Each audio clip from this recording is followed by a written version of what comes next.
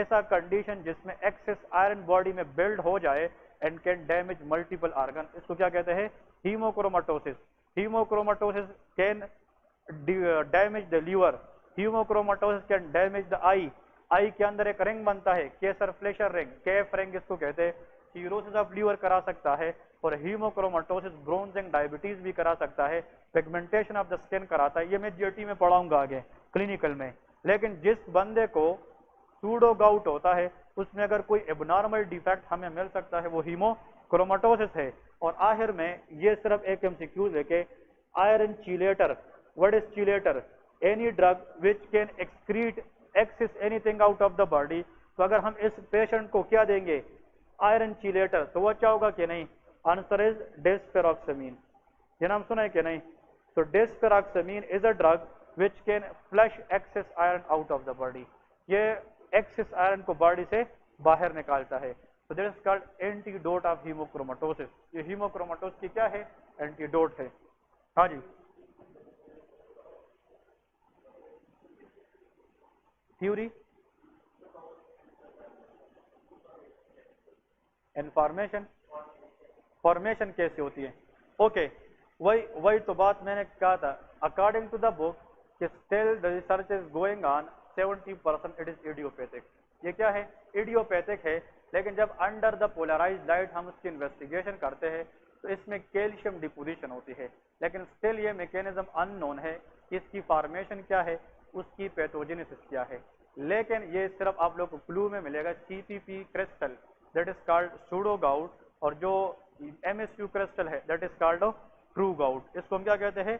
True gout. लेकिन अब the question come, how CPP crystal is form, what is the pathogenesis? Usually idiopathic. ये क्या होता है? इडियोपैथिक। लेकिन बिलीव किया जाता है कि concentrated calcium can deposit in the joint. जब कैल्शियम की अमाउंट कंसंट्रेट हो जाए, बढ़ जाए, तो ये जनाब जाकर कहीं ना कहीं पे डिपोजिट हो जाते हैं, और calcium always along with phosphate, तो कैल्शियम फास्फेट की क्या बन जाती है? क्रिस्टल बन जाती है। हम कहते हैं कि Ca plus that is calcium, PO4 minus is phosphate, तो Ca always attract along with phosphate, तो CaPO4 बनता है। तो अगर कैल्शियम फ्री है, फास्फेट फ्री है, ये ब्लड में होते हैं, जब ये कम्प्लेक्स बनेगा तो इसकी ग्रेविटी की वजह से वजन बढ़ेगा कि नहीं? कम्प्लेक्स, तो ये फिर घूमेगा कि या कहीं पे बैठेगा? बैठेगा, तो ये जॉइंट पे जाकर डिपोजिट होकर ये कैल्शियम पायरोफॉस्फेट क्रिस्टल बनाती है। क्लियर है? तो that is the axis deposition of calcium in the joint, but still exact mechanism is unknown. और इसमें नीचे लिखे, the most common joint involve in pseudo gout is knee joint. ये कहां से स्टार्ट होता है? नी ज्वाइंट स्टार्ट होता है, नीचे टोस तक जाता है। The target joint to be affected in pseudo gout is knee joint. ये क्वेश्चन भी आता है कि knee joint is the target area which is most commonly affected. ये और फिर नीचे जाकर ग्रेड टो वगैरह में ये चीजें आ सकती है, और वहां पे हम डिपेक्ट करेंगे। ओके, नेक्स्ट लेके acute attack of pseudo gout, answer is एनसेट्स। Same, इसमें भी हम क्या करेंगे? एनसेट्स देंगे, एनसेट देंगे। इसकी अक्यूट अटैक में लेके सूडो गाउट, एनसेट्स, एनसेट्स। और एक लेके प्रोफाइलैक्सिस। अगर एक पेशेंट है उसको सूडो गाउट का रिस्क है, रिस्क है, तो प्रिवेंशन के लिए और prophylactically before the onset of symptom we give a drug which is called colchicine. इस ड्रग का नाम क्या है? Colchicine. Colchicine is a drug which is given to a patient for the prophylactic purpose of pseudo gout. अब एक patient है, आप as a doctor ये एक्सपेक्ट करते हैं कि मे भी इस पेशेंट को आने वाले टाइम में क्या हो जाए? सूडो गाउट हो जाए, और आप उसमें उसको प्रिवेंट करना चाहते हैं, तो आप उसको कौन सा ड्रग देंगे? कोलचिसन देंगे। लेकिन अगर किसी को अटैक हुआ है, पेन है, तो उसको हम क्या देंगे? एनसेट। और एनसेट के साथ जब पेशेंट को हम भिजवाएंगे घर, तो पहले के ग्लूकोकार्टिकाइड, हम स्टीरॉयड देंगे। तो स्टीरॉयड लॉन्ग टाइम स्टीरॉयड देते हैं, ठीक है? यहाँ पे लॉन्ग टर्म एलोप्यूरिनोल है, फेबोक्सिस्टैट है। और याद रखना है colchicine also can be used for the treatment of gout as well, क्योंकि colchicine also can inhibit xanthine oxidase, और ये किडनी से कैल्शियम पायरोफॉस्फेट और यूरिक एसिड सिक्रीशन को बढ़ा देते हैं। जी, वही बात बताने लगा हूं।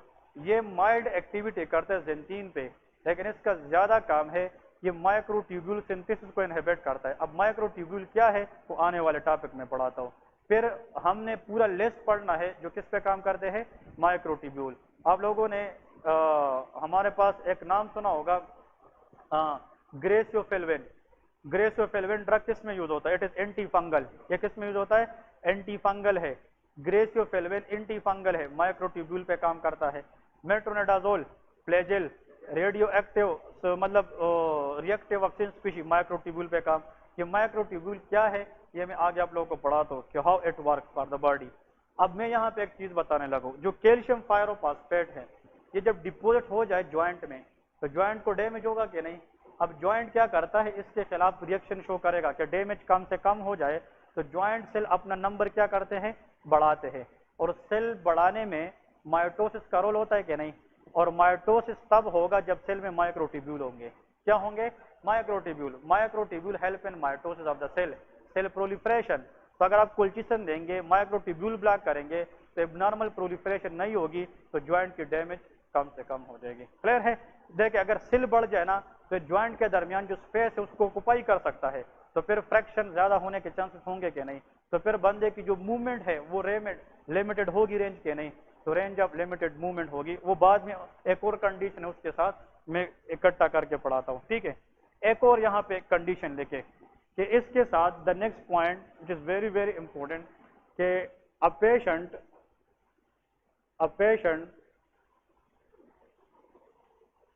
with history of acute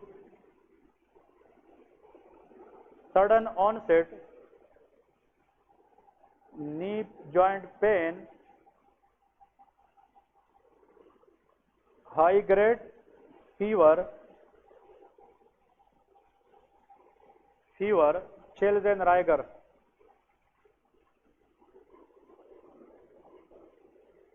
शेवरिंग वगैरह, ठीक है। शेवरिंग, कपकपी, fever, chills and rigor, swelling and tenderness. Tenderness mean pain. Investigation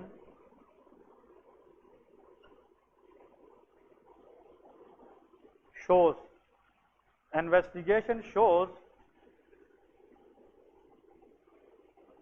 WBC more than 50,000. Normally WBC in a blood test is 4,000 to 11,000. कितना होता है, 4,000 to 11,000। ये 3 to 4 टाइम क्या है, ये ज्यादा है नॉर्मल से।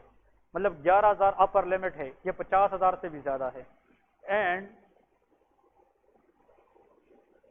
Joint aspiration is positive for microorganism या ग्रोथ ऑफ माइक्रोब्स। डायग्नोसिस क्या है इसका, ज्वाइंट में स्वेलिंग है, टेंडरनेस है, फीवर है, तो इन्फ्लेमेशन हुई है ज्वाइंट की कि नहीं, that is inflammatory sign. Inflammation of the joint is called arthritis. इसको क्या कहते हैं, आर्थराइटिस।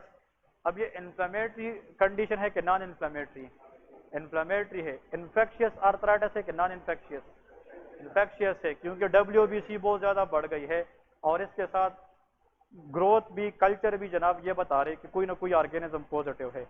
ये MCQs याद रखे, ये कंडीशन याद रखे। ऐसा प्रॉब्लम इन द ज्वाइंट जिसमें स्वेलिंग हो, टेंडरनेस हो, पेन हो, ये सारी चीजें हो, लेकिन WBC किसको क्रॉस करे, 50,000, it is called septic arthritis. इसको हम क्या कहते हैं, सेप्टिक आर्थराइटिस। कि it is due to some sepsis condition. और सेप्सिस तब होते हैं when bacteria reach to the area by the help of blood, क्योंकि ब्लड के अंदर बैक्टीरिया को बैक्टीरिया कहते हैं। And when that bacteria reach to the target area and damage, इसको सेप्सिस कहते हैं। तो सेप्टिक आर्थराइटिस के अंदर हमेशा WBC की लेवल 50,000 को क्रॉस कर देती है। ये बहुत कॉमन क्वेश्चन है, examiner love to ask this type of question. नीचे लेके most common cause of septic arthritis staphylococcus aureus. वो क्या है, staphylococcus aureus bacteria is the most common cause of septic arthritis. ये क्वेश्चन भी बार बार एग्जाम में आ सकता है, ठीक है। तो ये पॉइंट आप लोगों ने लिखना है, बहुत कॉमन है, ठीक है। अगर फॉर एग्जाम्पल जी anyone,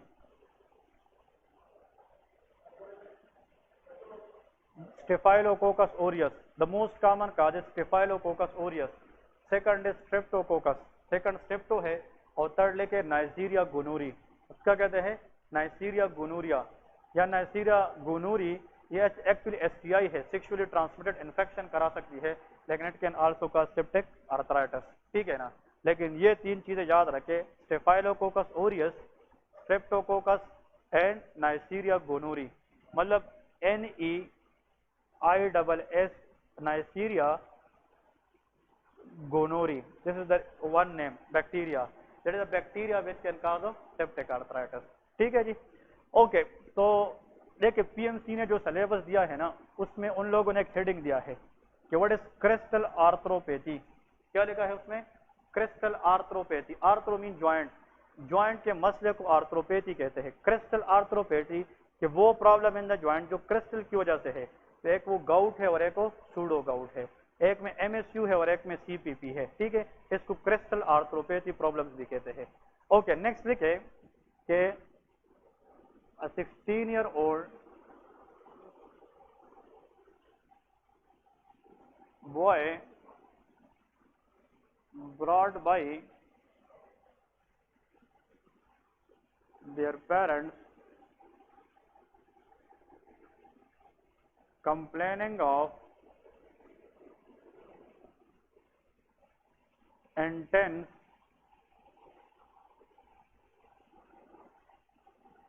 severe pain in the upper knee joint and lower femur, lower end of femur, which is usually very important clue, this is which is usually worsen during the night time, which is usually worsen during the night time.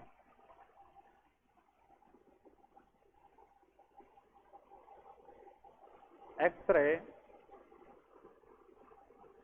shows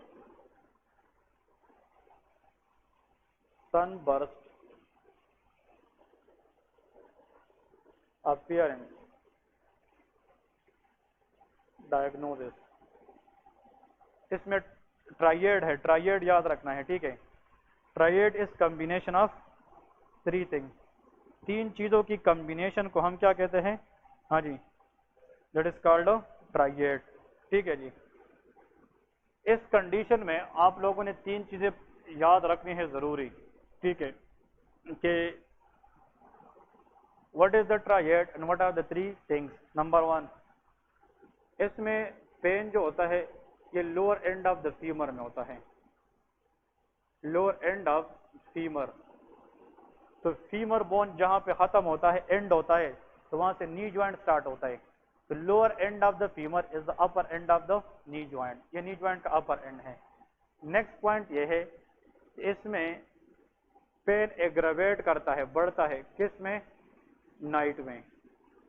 specially ये लोग for example, ये जो लोग होते हैं ये for example खेल कूद वगैरह में मसरूफ होते हैं, यंगर एज के लोग हैं, और फिर या फॉर एग्जाम्पल कोई भी स्कूल जाए, कॉलेज जाए, दिन को कुछ नहीं होता, जब ज्यादा वो एरिया यूज हो जाए उसके बाद रात को उस पर क्या होती है? पेन होती है। और आखिर में लिखे एक्सरे फाइंडिंग। एक्सरे फाइंडिंग में या तो एग्जामिनर बताएगा कि सन बर्स्ट अपीयरेंस है, कौन सा? सन बर्स्ट अपीयरेंस, या एग्जामिनर बताएगा कोडमैन ट्राइंगल है। क्या है? कोडमैन ट्राइंगल, ये दोनों एक ही चीज है। सनबर्स्ट अपीयरेंस ऑन एक्सरे या कोडमैन ट्राइंगल, इन दोनों का मतलब एक ही है। ये तीन चीजें जब भी इकट्ठी एक सिनेरियो के अंदर आ जाए, it is a malignant cancer of the bone, ये बोन की कैंसर है। ये क्या है? कैंसर है, कैंसर। और वो कैंसर जो बोन से निकले लेकिन दूसरी जगहों को भी मेटास्टेटाइज करे, इसको मैलिग्नेंट कैंसर कहते हैं। और इस कैंसर का नाम है ओस्टियोसार्कोमा। इसको हम क्या कहते हैं? Osteosarcoma. Osteo is the word use for, हाँ जी, बोन, ठीक है। ऑस्टियोसार्कोमा ये कैंसर है। दो चीजें याद रखे, देखिए बोन के अंदर बोन के अंदर जो सेल है इसको हम कनेक्टिव टिश्यू सेल कहते हैं। कौन से? Connective tissue cell. या इसके अंदर जो सेल होते हैं बोन में, इसको कहते हैं mesenchymal cell. What is this? Mesenchymal. अब किडनी के सेल ले ले, किडनी के जो सेल है एपिथेलियल सेल, मैंने बेसिक में पढ़ाया था ना। पीसीटी के कौन से सेल है? Epithelial cell. या जीआईटी के कौन से सेल है? Epithelial cell.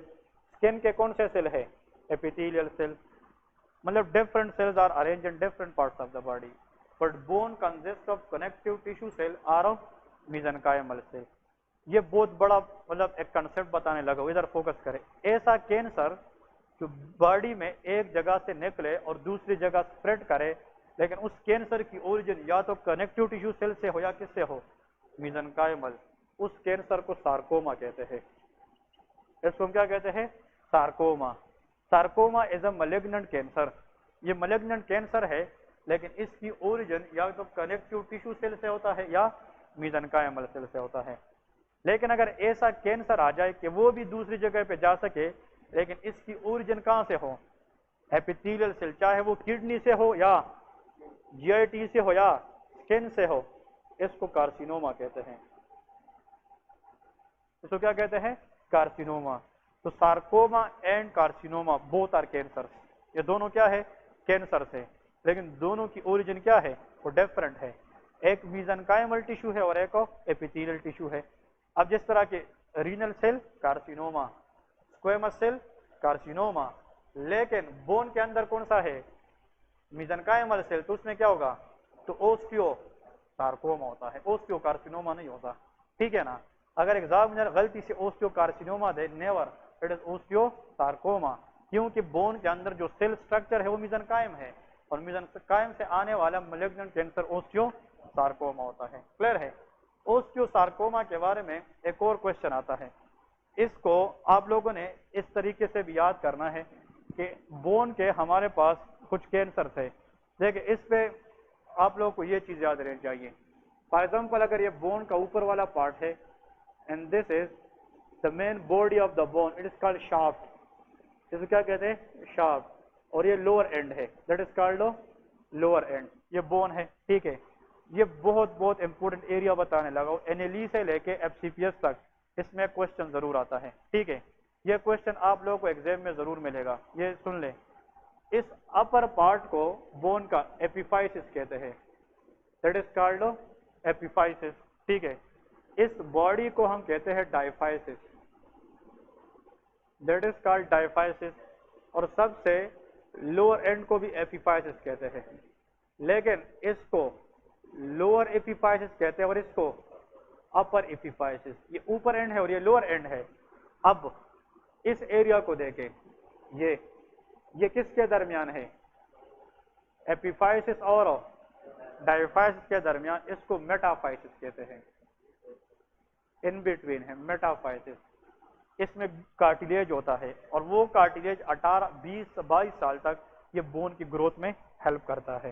क्लियर है? तो growth cartilage in the bone present in metaphysis. ठीक है, एमसीक्यूज आप लोगों को ये आएगा कि अगर फॉर एग्जांपल एमसीक्यूज आ जाए कि ओस्टियोसार्कोमा ये बोन की किस पार्ट से अराइज होती है, ये क्वेश्चन आता है। अब बोन के पार्ट एपिफाइसिस भी है, मेटाफाइसिस भी है और डायफाइसिस भी है, लेकिन if the question come from which part of the bone osteosarcoma 98% arises, इसका आंसर आप लोगों ने क्या लिखना है कि it is arises from the metaphysis of the bone. ये कहां से आती है? मेटाफाइसिस। अब इधर देखें, तो इधर देखें ये वाला भी, ये वो एरिया है, इसको अपर मेटाफाइसिस और ये क्या है? लोअर। ये एपिफाइसिस है दोनों, ये दोनों क्या है? और ये शाफ्ट जो है ये डायफाइसिस होता है। ठीक है, इसका मतलब ओस्टियोसार्कोमा पेशेंट की जो कैंसर है वो या इधर से आएगी या इधर से आएगी, लेकिन आएगी कहां से? मेटाफाइसिस से। इसका मतलब ये बिग एमसीक्यूज है, arises from origin is metaphysis. लेकिन अब बोन तो दो तरह के होते हैं, शॉर्ट बोन और metaphysis of the long bone. ये याद रखना है, किसके? Metaphysis of the long bone के, लॉन्ग बोन के मेटाफाइसिस से आता है। बात समझ गए कि नहीं? लॉन्ग बोन के मेटाफाइसिस से। Femur is a long bone, तो lower end of the femur, lower and में लोअर मेटाफाइसिस है कि नहीं, इसके नी जॉइंट के साथ इसका पेन आता है, ठीक है ना। ये रेस्ट जॉइंट वगैरह में नहीं होगा, लॉन्ग बोन या एल्बो होगा या नी जॉइंट होगा। अब यहाँ पे एक क्वेश्चन देखें, ये चीज आप लोग याद रखें कि अगर फॉर एग्जांपल ये लिख लिया, ये ओके, इधर देख ये लिखे जियो मेडिसिन, ठीक है, जियो मेडिसिन, MED मेडिसिन, ठीक है। अगर फॉर एग्जांपल एग्जामिनर पूछे कि बोन के अंदर एक कैंसर है, उस कैंसर का नाम है जॉइंट सेल ट्यूमर। कौन सा नाम है? Giant cell tumour. This is another cancer from the bone. ये भी कहां से आता है? बोन से, लॉन्ग बोन से आता है। लेकिन जॉइंट सेल ट्यूमर की जिक्र जब भी पेपर में आ जाए तो जी के बाद क्या है? It will come from epiphysis. ये कहां से आएगा? ऐसा कैंसर जो बोन की एपिफाइसिस से आ जाए उसका नाम क्या होगा? जॉइंट सेल ट्यूमर होगा। क्लियर है? तो जी के बाद क्या है? E for epiphysis. याद रहेगा कि नहीं? हाँ जी, ओके। ई के बाद क्या है? ओ फॉर, तो इसके बाद एम फॉर मेटाफाइसिस। ओस्टियोसार्कोमा कहां से आता है? मेटाफाइसिस से। तो O for second cancer from the bone is osteosarcoma. Osteosarcoma है। और इसके बाद सीक्वेंस फॉलो कर, ये कहां से आएगा? Metaphysis of the long bone. अब याद रहेगी कि नहीं? अब जी नेक्स्ट आता है ई फॉर ईविंग सार्कोमा। कौन सा? ईविंग सार्कोमा। और इसके बाद क्या है? डी, ये डायफाइसिस से आएगा ये cancer. That is from this called bone cancer. Bone में ये 3 कैंसर होती है बस, ठीक है ना। बोन की जितनी भी कैंसर है ये 3 ही है, ठीक है ना। तो बोन में अगर किसी को जॉइंट सेल ट्यूमर है उसकी ओरिजिन किस पार्ट से होगी? एपिफाइसिस से होगी। अगर किसी को ओस्टियोसार्कोमा है उसकी ओरिजिन मेटाफाइसिस है। और अगर किसी को ईविंग सार्कोमा है तो ये कहां से आएगी? डायफाइसिस से आएगी, ठीक है। 10 मिनट ब्रेक करे फिर नेक्स्ट लेक्चर लेता हूँ, लेकिन इसमें मजीद काम बाकी। कल रूमेटोलॉजी खत्म हो जाएगी चैप्टर, ठीक है। कल के लेक्चर, आज आधी रूमेटोलॉजी हो गई, कल रूमेटोलॉजी वाइंड अप करेंगे, ठीक है। 10 मिनट ब्रेक करे फिर सर्जरी का क्लास लेता हूँ, ठीक है। समझ गए ये चीजें कि नहीं? लेकिन इसमें मजीद आगे चीजें, ये सनबर्स्ट अपीयरेंस कल मैं प्रूव करूंगा किस में क्यों होता है या किस तरह होता है, कि एक्सरे में सनबर्स्ट अपीयरेंस क्यों होता है, किस तरह होता है, ये हम कल प्रूव करेंगे इंशाल्लाह, ठीक है।